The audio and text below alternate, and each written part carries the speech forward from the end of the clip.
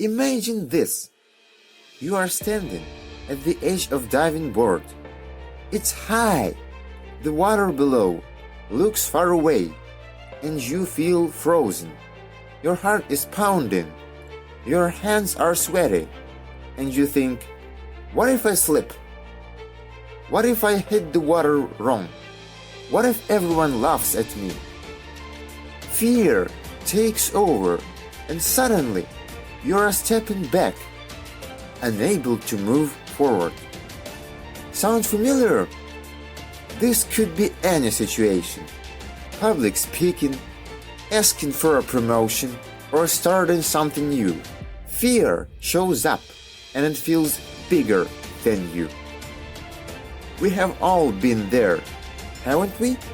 That moment when fear feels so strong, it paralyzes you. But here's the thing. Fear doesn't have to win. It's possible to face it even when it feels overwhelming. Let's start with this. Fear is not your enemy. It's a natural response designed to keep you safe. When your brain senses a threat, it triggers the fight, flight, or freeze response. This is helpful when you're in real danger, like escaping a wild animal. But most fears today aren't about physical survival. They're about emotional or psychological challenges. For example, fear of failure isn't about physical harm. It's about the pain of disappointment. Fear of rejection comes from our need to belong. And fear of the unknown? It's simply our brain trying to protect us from uncertainty. Think of fear as a fire alarm. It alerts you to potential danger. But sometimes it goes off when there is no fire, just a little smoke. Your job is to figure out if it's a real fire or just steam from the kettle. Fear is a signal, not a stop sign. It's your body telling you to pay attention, but it doesn't mean you should stop moving forward. Change how you see fear. Instead of seeing fear as something to avoid, see it as a guide.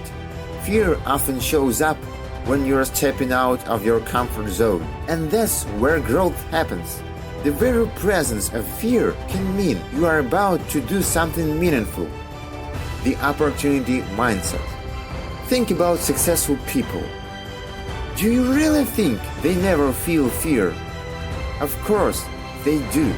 The difference is they don't let it stop them. Instead of saying, I can't do this, they ask, what can I learn from this? Or how will this make me stronger? Fear becomes their motivator, not their limiter. Actionable mindset shift. Here's a practical tip. Next time you feel fear, ask yourself, what's the worst that can happen? Most of the time, the answer isn't as catastrophic as you think. By naming your fear, you take away its power. Why small steps matter. Overcoming fear doesn't mean jumping straight in on the deep end. It's about starting with what feels manageable. Small steps build confidence and momentum. Example of gradual exposure. Let's say you're afraid of public speaking. Start by practicing in front of a mirror. Then try speaking in front of a trusted friend. Gradually, you'll work way up to a small group and eventually a larger audience. Each step makes the next one easier. The compound effect. Think of it like climbing a staircase. Each step feels small, but over time, those steps add up to something big. You don't have to conquer your fear all at once. You just need to keep moving forward. Practical exercise. Write down one fear you want to overcome. Now break it into smaller steps. What's the easiest, least intimidating action you can take today? Start here. Preparation. is key. Confidence isn't something you are born with, it's something you build. The more prepared you are, the less room fear has to take over. For example, if you're afraid of an exam, study until you feel ready. If you're nervous about a job interview, research for a company and practice your answers. Visualization technique. Here's a powerful tool, visualization. Close your eyes and picture yourself succeeding. Imagine the details, the sights, the sounds, the feelings. Visualization isn't just daydreaming, it's training your brain to believe in positive outcomes. Celebrate progress.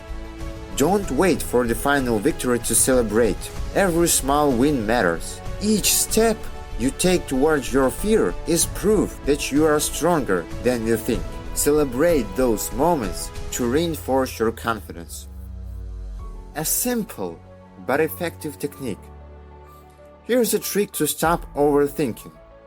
The 3-second rule. When fear strikes, count down 3, 2, 1 and take action. This interrupts the cycle of doubt and forces you to move before fear can take over. Final encouragement. Remember, courage isn't about being fearless. It's about taking action despite fear.